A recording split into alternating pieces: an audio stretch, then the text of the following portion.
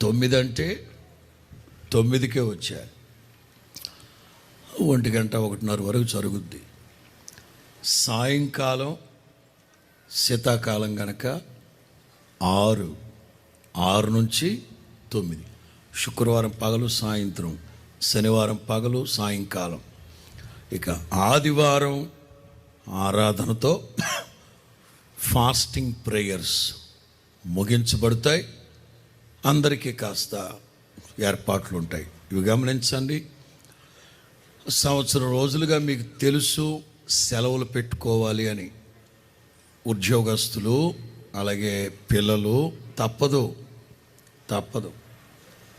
సంవత్సరం రోజులుగా మీకు తెలుసు కనుకే ఒత్తుత్తి సందర్భాల్లో సెలవులు పెట్టుకొని వాటన్నింటినీ అవగొట్టుకొని కరగదీసుకొని ఇప్పుడు సెలవులు దొరకట్లేదంటే బాగోదు.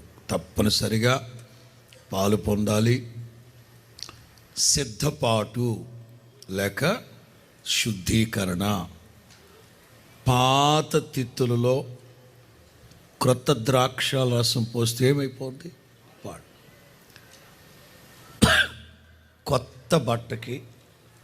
ఈ కొత్త బట్టకి పాత మాస్క్ వేసామనుకోండి, ఎలా ఉంటుంది? బాగోదు. అంచేత నూతన సంవత్సరం అంటేనే నూతన పరచబడి నవీనీకరణ. నూతన పరచబడి కొత్త సంవత్సరంలోకి వెళదాం. కుటుంబాలుగా పాలు పొందండి.